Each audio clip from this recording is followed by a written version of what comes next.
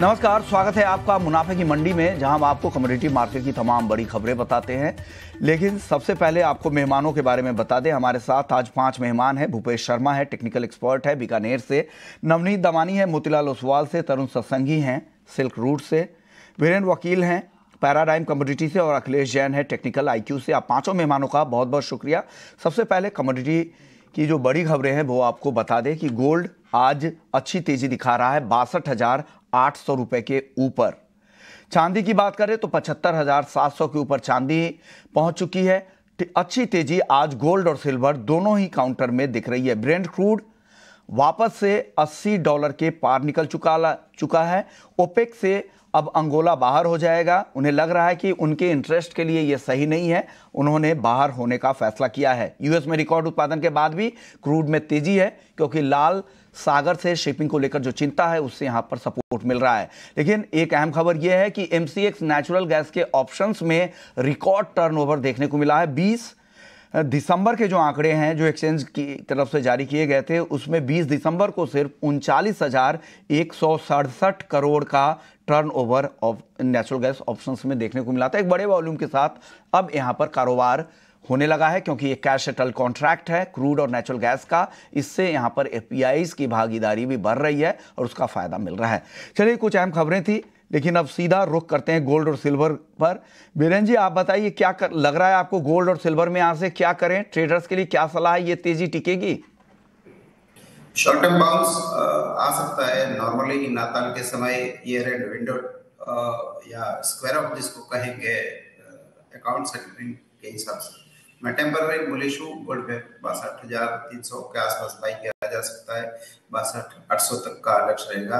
1-2 दिन का व्यू है ये। जो लोग सीरियस मनी जिसको कहेंगे या थोड़ा ब्रॉडर हॉराइजन है, तो नए साल में काम करना ज्यादा बेहतर होगा, क्योंकि अभी जो ट्रेडिंग बिहेवियर होगा वो सिग्नल कम और नॉइस ज्यादा होगा। चांदी में क्या व्यू है वीरेंद्र सर? हेलो जी, आपसे ही सवाल था वीरेंद्र सर, चांदी में क्या करें? चांदी में भी थोड़ा बाउंस आएगा। रिस्क ऑन सेंटिमेंट जो स्पेशली चाइना से जो स्टिमुलस आ रहा है, कल तो शायद बड़ी बैंकों ने रेट कट भी किया डिपॉजिट रेट पे, तो लिक्विडिटी लगातार वहां से आ रही है। बट बेसिक जो बिग स्टोरी है वो ये है कि वहां सीवियर डिफ्लेशन है, क्योंकि CPI नेगेटिव है। तो मेटल की तेजी का थोड़ा फायदा चांदी को मिलेगा, थोड़ा गोल्ड भी सपोर्ट करेगा। बट यहाँ भी बिग पिक्चर बेरिश है। शॉर्ट टर्म अगर किसी को ट्रेड करना है तो बाय साइड करना चाहिए। बाई साइड की ट्रेडिंग की सलाह चांदी में भी आ रही है। नवनीत जी, आप बताइए, गोल्ड और सिल्वर क्या करें आज? में गोल्ड में थोड़ा सा पॉजिटिव रुझान देगा, और उसके साथ साथ चांदी जो है थोड़ा सा आउटलायर जैसे बिहेव कर रहा है और थोड़ा सा ज्यादा पॉजिटिव दिखा रहे कंपेयर टू गोल्ड। मुझे लगता है दोनों ही इसमें कल के GDP आंकड़े के बावजूद अच्छी तेजी देखने मिल रही है, और अगले 2-3 दिन ये मोमेंटम कंटिन्यू रह सकता है। बीरेन भाई के साथ लार्जली एग्री करता हूं कि अगले 2-3 दिन थोड़ा सा पॉजिटिव रुख रह सकता है। 62,600-650 के आसपास आप गोल्ड बाय कर सकते हैं। 62,450 का आप स्टॉप लगाइए, एंड 63 के ऊपर के टारगेट देखने मिल सकते हैं। साथ ही साथ चांदी में जो मोमेंटम है बेस मेटल का भी सपोर्ट मिल रहा है, प्लस गोल्ड भी पॉजिटिविटी दिखा रहा है, तो डबल वैमी है। 75,500 के आसपास बाय करने की रणनीति रहेगी। 75,100 का आप स्टॉप लगाए। 62,200 62,300 तक के भी टारगेट देखने मिल सकते हैं। ओके, चलिए, गोल्ड और सिल्वर के बाद अब अखिलेश जी आप बताइए, आज इंट्राडे के लिए आप क्या सलाह दे रहे हैं गोल्ड सिल्वर में? दोनों ही कॉन्ट्रैक्ट्स में मुझे लग रहा है ये जो मोमेंटम बना हुआ है back by fundamentals as well as technicals also, तो मुझे लग रहा है कि तेजी ही करके काम करना चाहिए। गोल्ड कॉमेक्स अगर स्पॉट रेफरेंस से बात करें तो मुझे लग रहा है कि इसका जो मोमेंटम है काफी बुलिश रहेगा जब तक ये जो भाव है $2,040 के ऊपर क्लोज रहते हैं। और मुझे लग रहा है कि आने वाले सत्रों में ये 2,075 से लेकर 2,105 तक के लेवल्स भी हमको देखने को मिल सकते हैं। MCX में जो इमीडिएट टारगेट लग रहा है मुझे 63,300 के आसपास लग रहा है, तो हर घटे पे बाय का रिकमेंडेशन है। सिल्वर स्पेसिफिक बात करें तो yes, due to new year and थोड़ा सा कैप लग रहा है ड्यू टू बेस मेटल में भी इतना सपोर्ट नहीं बन पा रहा, बट मुझे लग रहा है कि यस मोमेंटम स्टिल बुलिश ही रहेगा और मैं सहमत हूँ। इसमें बाय करना चाहिए 62,500 के नीचे अगर भाव मिलते हैं तो। 62,225 का इसमें स्टॉप लॉस रखिए। ग्रेजुअली ये भाव ट्रेडिंग पे 75,500 के नीचे बाय करिए। 75,225 का स्टॉप लॉस रखिए। ग्रेजुअली भाव 75,950 से लेकर 76,300 तक की रेंज में आज देखने को मिलने चाहिए। तो बाय ऑन डिप्स का रिकमेंडेड है प्रीशियस मेटल्स में। ओके, बाई ऑन डिप में की स्ट्रेटजी के साथ आप यहाँ पर काम कर सकते हैं। और चांदी की जो कॉल है 75,475 पे खरीदारी की सलाह, 76,300 तक जा सकती है चांदी। भूपेश जी, आप क्या सलाह देंगे गोल्ड सिल्वर में? जी नमस्कार सर। चांदी में मैं चार्ट का स्ट्रक्चर अभी भी पॉजिटिव बना हुआ है और मैं ऐसे कहूंगा कि चांदी आज के हाई क्रॉस करती है तब चांदी में एंट्री करनी चाहिए। और जब हाई क्रॉस करने के बाद इसके स्टॉप लॉस 75,600 के नीचे का रहेगा। अपसाइड में 76,500 से 77,300 के लक्ष्य संभावित रहेंगे। अन्यथा बाजार में नीचे में अगर हाई क्रॉस नहीं होता तो बाजार नीचे में 75,100 की भी संभावना अधिक रहेगी। चलिए कच्चे तेल की बात कर लेते हैं। नवनीत जी, कच्चा तेल अब कैसा दिख रहा है आपको? दोनों तरह की मिक्स सी खबरें हैं। एक तो लाल सागर की जो चिंताएं वो है, दूसरी तरफ यूएस का रिकॉर्ड उत्पादन दिख रहा है। आपको क्या लग रहा है, किस तरह से पोजीशन यहाँ पे बनानी चाहिए? 31 दिसंबर के बाद बहुत सारे जो प्रोडक्शन कट अनाउंस हुए वो एक्सपायर हो जाएंगे और देखने वाली बात ये रहेगी कि यहाँ से कितने प्रोडक्शन कट्स एक्सटेंड होते हैं, कितने रोल ओवर होते हैं, कितने महीनों के लिए रोल ओवर होते हैं। तो ये बहुत बड़ा क्वेश्चन है जो अगले 8-10 दिनों में हमारे सामने आने वाला है। मुझे लगता है शॉर्ट टर्म के लिहाज से पॉजिटिव मोमेंटम रह सकता है, बट आने वाले कुछ दिनों थोड़े से वॉलेटिलिटी आपको कच्चे तेल में डेफिनेटली देखने मिल सकती है। आज के सत्र में पर्टिकुलरली डिप पे बाय की रणनीति रहेगी। 63,000 तक के 6300 तक के लेवल आपको देखने मिल सकते हैं। 6175 के आसपास आप डिप पे बाय करिए। 6100 स्टॉप लॉस रहेगा। बट ओवरऑल मीडियम टर्म की अवधि से मुझे लगता है यहाँ पे थोड़ा कॉशियस हो जाना चाहिए। यहाँ पे वोलेटिलिटी आने वाले दिनों में बढ़ती हुई नजर आ रही है। अखिलेश जी, आप क्या सलाह दे रहे हैं? कच्चे तेल में क्या कॉल है आज?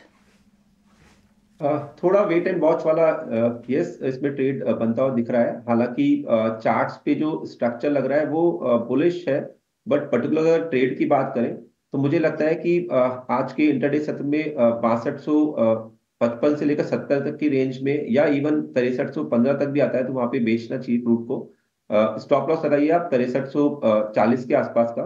मुझे लग रहा है कि नीचे में भाव वापस से 6125 और 6020 तक की रेंज में मिलने चाहिए। यहाँ पे एक डिस्क्लेमर रहेगा, क्रूड का अगर वायदा 6210 के ऊपर क्लोज करता है तो यहाँ पर ओवरनाइट सेलिंग की पोजीशन होल्ड ना करें जी। ये सलाह कच्चे तेल को लेकर अखिलेश जी की है।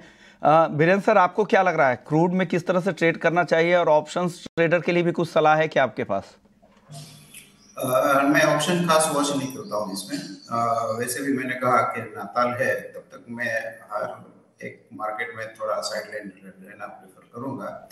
यहाँ अभी बिग पिक्चर काफी बेरिश है क्योंकि अमेरिका का जो फ्रैकिंग प्रोडक्शन जो होता है कल परमियन बेसिन में वो ऑल टाइम हाई हो गया है।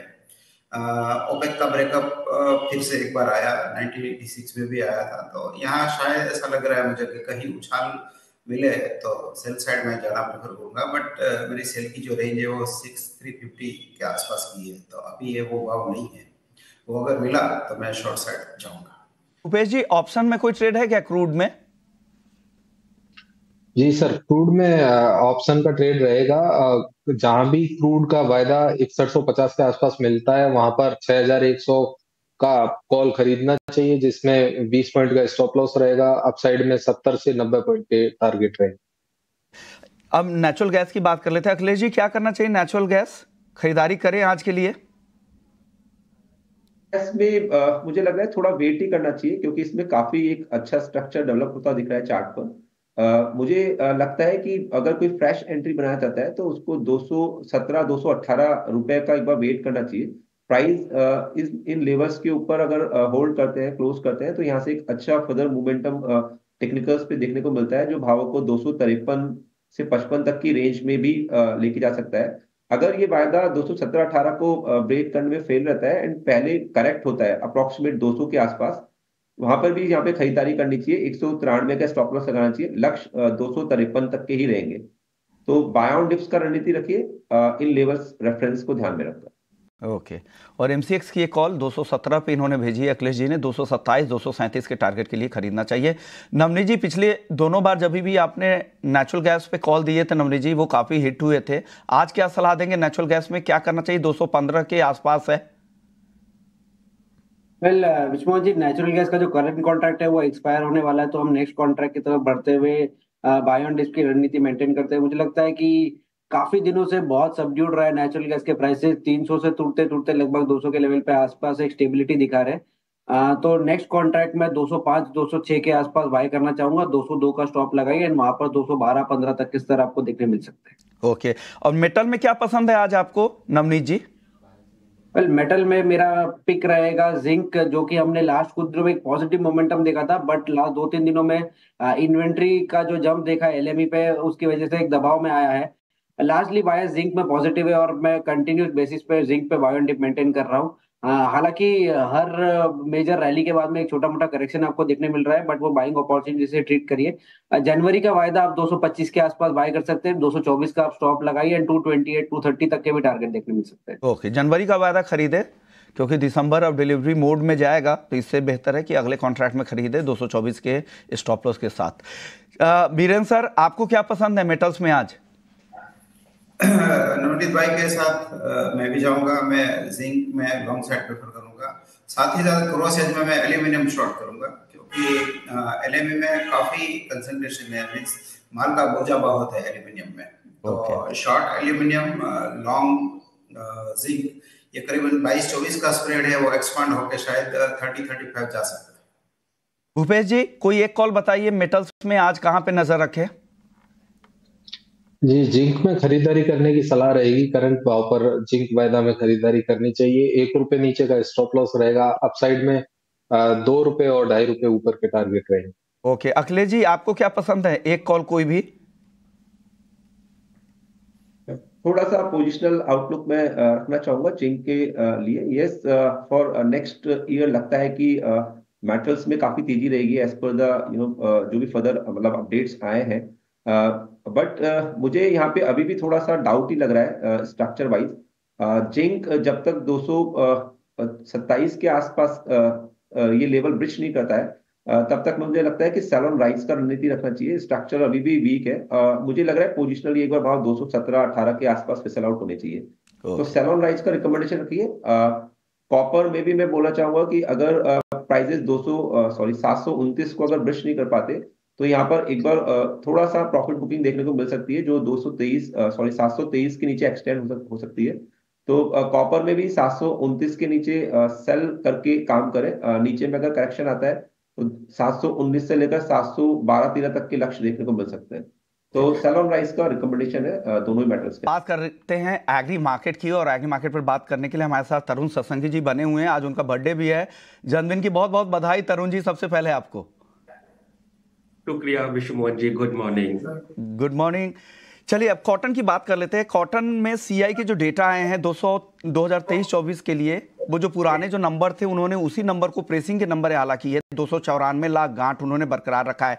क्या लग रहा है, कॉटन अराइवल्स का प्रेशर इतना ज्यादा है, कॉटन चल नहीं पा रहा है? हालांकि आज एमसीएक्स पर भले ही तेजी दिख रही है, लेकिन इसको बेंचमार्क भी नहीं माना जा सकता, उस तरह की तेजी आ नहीं रही है। क्या कॉटन को लेकर क्या आउटलुक है तरुण जी? देखिए, कॉटन का प्रोडक्शन हमारे हिसाब से 315 लाख बेल्स का हुआ। Simultaneously huge carry stock India में था। थर्ड ग्लोबल इन्वेंट्री 12 मंथ्स के कंजम्पशन के बराबर है। सेंटीमेंट अगर कंट्री वाइज किया जाए, ग्लोबल इकोनॉमी के अंदर सर्टेन कंट्रीज जो कि मेन कंज्यूमर्स है, they are not doing good. Demand भी बिनाइन है, जिसकी वजह से शायद प्राइसेस चलने को तैयार नहीं है। It's been 1.5 year. Biren sir, आपका भी एक आउटलुक चाहिए कॉटन पर। क्या लग रहा है, कॉटन में आगे यहां से?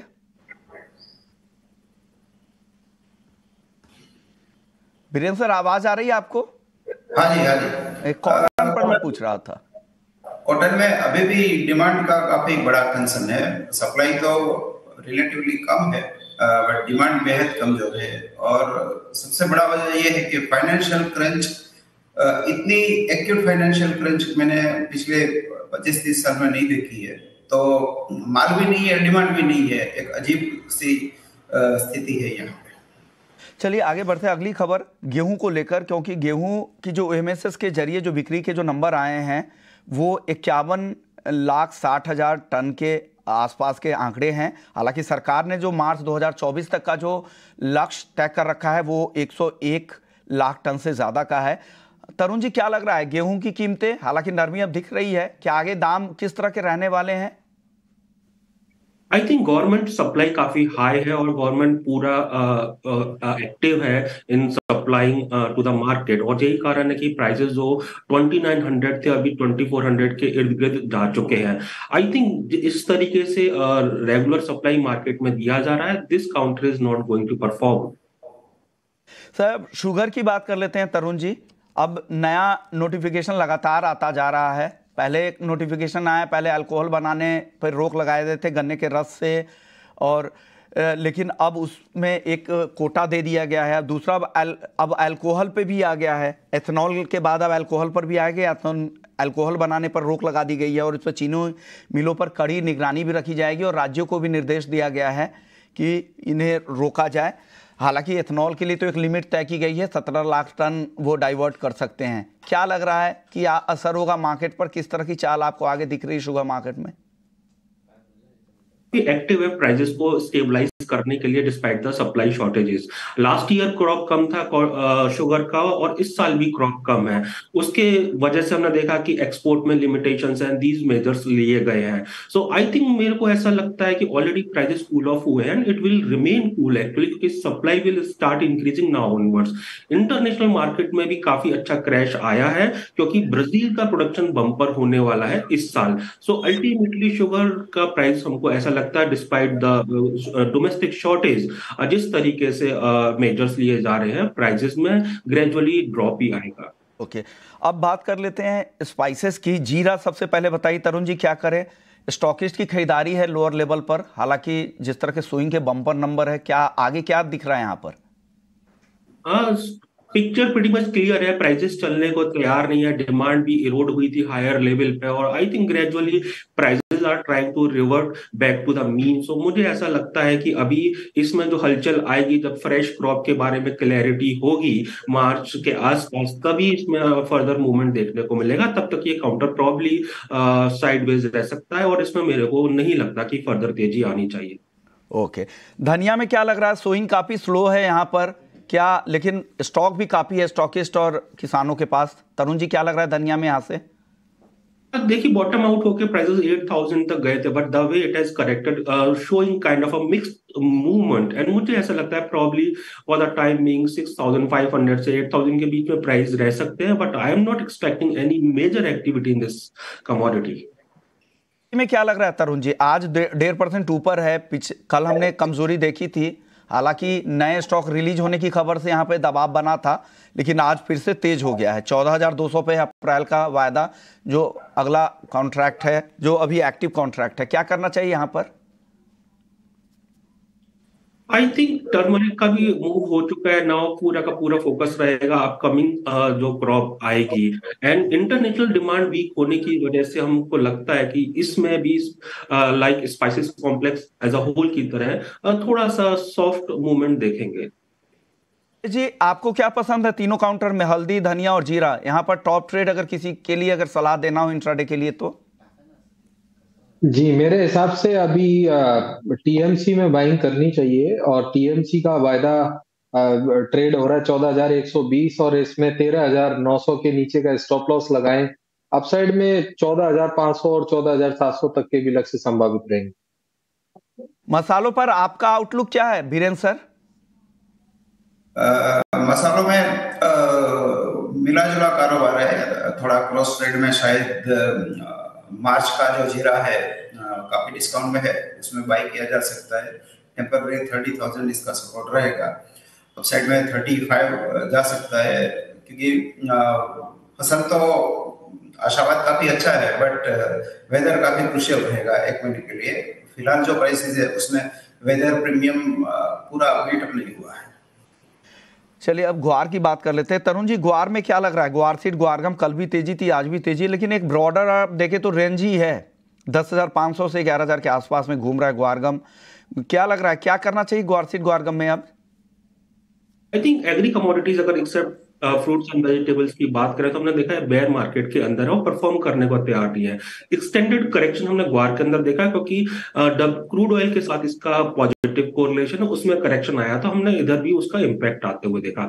बट मुझे ऐसा लगता है कि कहीं ना कहीं क्रूड के अंदर रिकवरी आ सकती है क्योंकि वो भी एक तरीके से साइडवेज हो चुका है। एक तरफ ओपेक कट कर रहा है प्रोडक्शन साइमल्टेनियसली, चाइना परफॉर्म नहीं कर रहा है। तो मुझे ऐसा लगता है कि ग्रेजुअली सप्लाई भी ग्वार की धीरे धीरे आना मार्केट में कम हो जाएगी। तो probably worse is over for this commodity. Probably not I am saying कि इसके अंदर तेजी है, बट आई एम सेइंग कि gradually prices should inch up.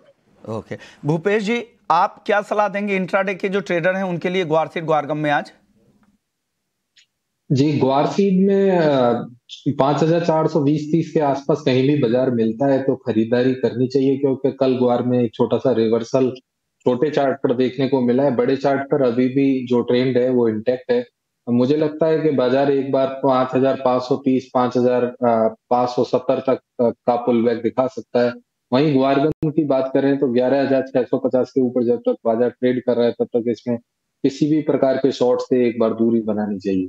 Okay हालांकि अखिलेश जी से अब वक्त नहीं है, लेकिन अखिलेश जी की कॉल एक बार आपको दिखा देते हैं। ग्वार पे उनकी कॉल थी, ये कॉल 5520 पे खरीदारी की सलाह और टारगेट है 5757 का और 5858 का अगला टारगेट है।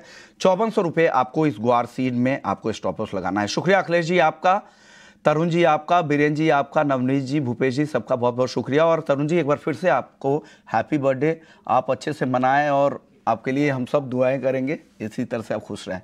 चलिए मुनाफे की मंडी में इतना ही, लेकिन बाकी खबरों के लिए आप बने रहिए हमारे साथ। नमस्कार।